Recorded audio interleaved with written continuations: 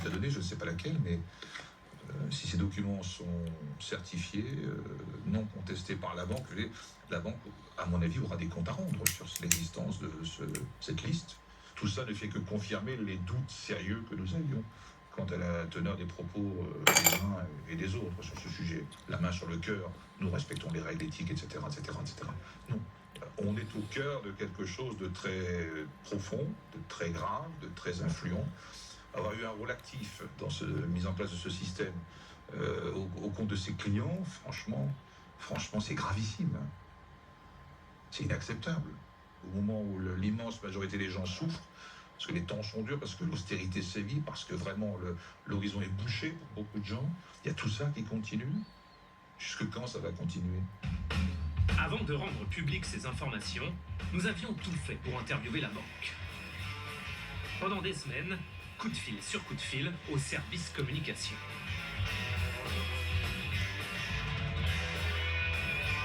Oui, bonjour madame, je cherche à joindre...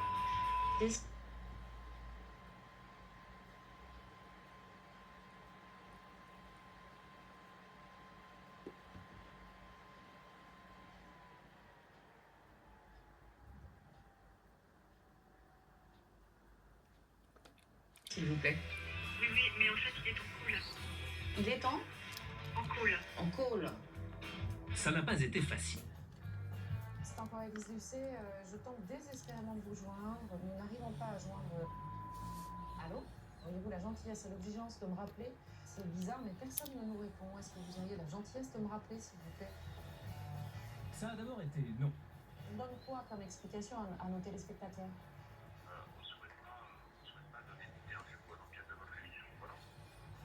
Puis non.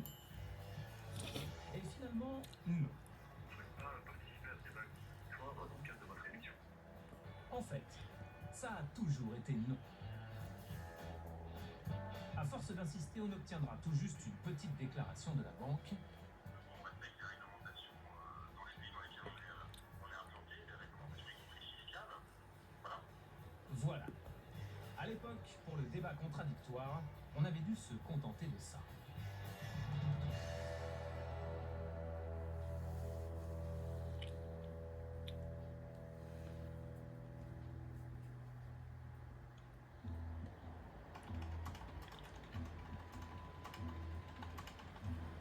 En Islande, un plan se prépare. Pour interroger le Premier ministre face caméra, le journaliste Johannes Christiansson a élaboré un scénario. Il lui faut un appât. Il fait appel à un autre membre du consortium qui enquête sur les Panama Papers. Salut Johannes, on est devant la barrière. Parfait, merci. Sven Bergman travaille pour une émission d'investigation de la télévision publique suédoise. Mission Investigation. Leur cache à eux. Salut, content de te voir. Ce sera lui, l'appât. Le journaliste suédois a décroché pour le lendemain un entretien avec le Premier ministre islandais en prétextant un sujet sur la reprise économique du pays après la crise financière. Ça va? Ensemble, ils vont soigneusement préparer l'interview et en filmer les coulisses. Tu seras là. Ok, je serai là. Le Premier ministre sera là. Ça, c'est la caméra qui filmera le Premier ministre? Oui, et là il y en aura une autre. Si le Premier ministre décide de partir, je le suivrai. Le Premier ministre est connu pour ses talents de débatteur. Les deux journalistes ignorent quelle sera sa réaction lorsqu'ils aborderont le sujet de sa société offshore. S'il demande mais que se passe-t-il ici, Oui, tu peux répondre mon collègue Johannes va poursuivre cette interview. si je foire, tu vas me détester jusqu'à la fin de tes jours. Non, c'est lui qui va me détester. Jusqu'à la fin de ses jours. Personne ne se doute alors qu'un scandale mondial s'apprête à éclater. Aujourd'hui, Johannes Christiansson se souvient parfaitement de cette matinée où il a pris la route pour aller interviewer le Premier ministre. J'étais plus stressé qu'apeuré.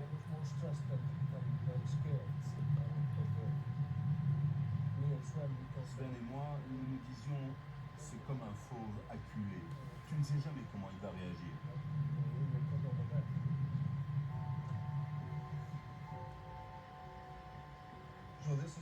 C'est la maison des ministres. C'est là que nous avons interviewé le Premier ministre.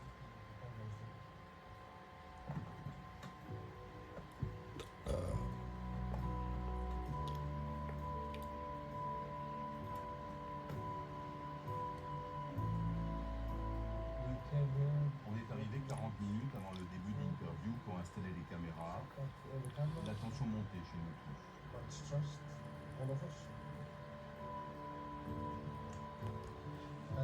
Puis le Premier ministre est arrivé avec son conseiller. Hello. No, that's fine. Thank you, Sven Bergman, Swedish Television District.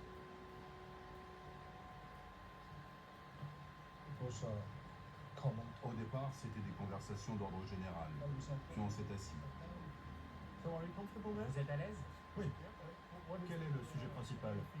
the main theme Le sujet principal est la crise financière en Islande, itself, but mais surtout comment le pays a fait pour s'en sortir. Johannes Christiansen reste d'abord en retrait. Je jouais le rôle de l'assistant de Sven. J'écoutais ce qui se disait. Je faisais semblant. Je jouais le rôle de l'assistant de Sven. J'écoutais ce qui se disait. Je faisais semblant d'écrire. Après une série de questions sur l'économie islandaise, Sven Bergman aborde le sujet des paradis fiscaux. C'est important de rétablir la confiance de la société islandaise. J'écoutais ce qui... Je jouais le rôle de l'assistant de Sven. J'écoutais ce qui se disait. Je faisais semblant d'écrire. Après une série de questions sur l'économie islandaise, Sven Bergman aborde le sujet des paradis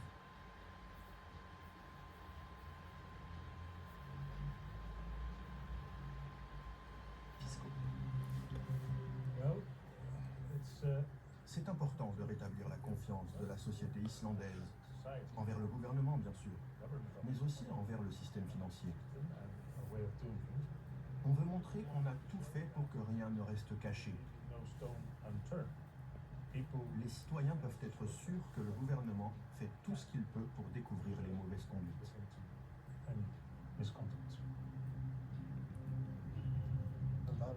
J'étais de plus en plus stressé. J'attendais le moment clé. Voilà la question qui va faire basculer la vie du Premier ministre. Et vous, monsieur le Premier ministre, avez-vous ou avez-vous eu un lien avec une société offshore? Moi,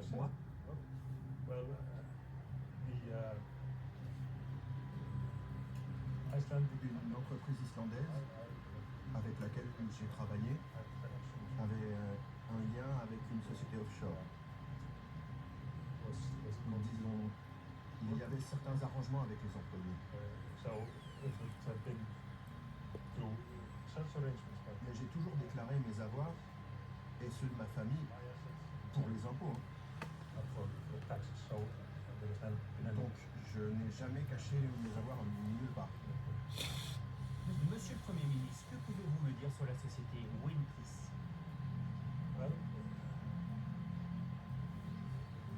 Disons, c'est une société, si je me souviens bien, c'est une société qui était en lien avec une entreprise pour laquelle je travaillais.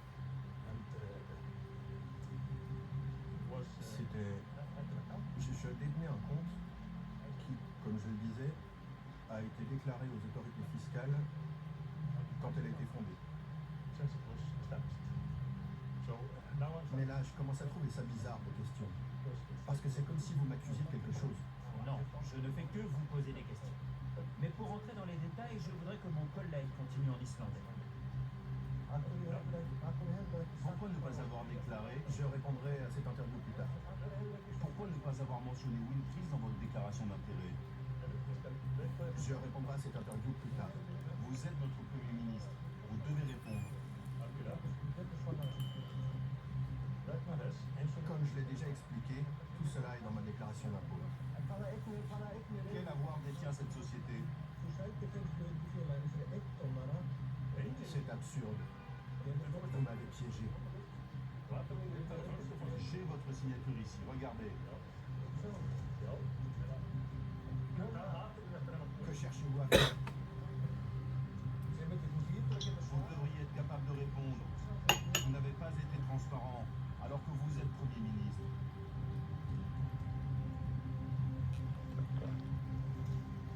Était-ce vraiment nécessaire de tendre un tel piège? Oui, ça l'était. Nous avons beaucoup discuté des aspects éthiques de cette méthode. Mais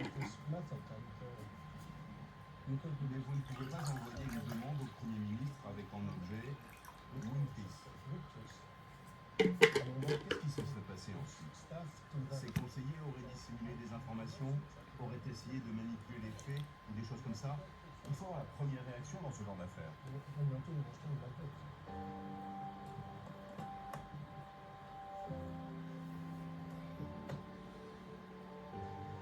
3 semaines après l'enregistrement de cette interview, le scandale éclate. 58% des Islandais regardent ce soir-là le reportage de Johannes Christiansson et les explications de leur Premier ministre. Le lendemain, l'Islande connaît l'une des plus grandes manifestations de son histoire. 22 000 personnes, 6% de la population du pays, protestent devant le Parlement. Le Premier ministre déclare qu'il détenait cette société offshore, mais qu'elle a toujours été en règle avec les impôts. Il ne convainc pas. Les Panama Papers font chuter le gouvernement. Au bout du compte, je pense que les Panama Papers étaient vraiment nécessaires. Parce que tout ça doit s'arrêter. C'est ridicule que l'argent qui nous manque soit caché ainsi. Ça a un impact pour nous tous. Vous savez, notre système de santé s'effondre. Et il y a l'argent dont on a besoin qui est caché dans les paradis fiscaux. C'est ridicule. Mais les choses ne changent pas facilement.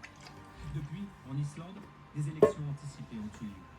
Le Parti pirate, un mouvement citoyen anti-establishment, a triplé son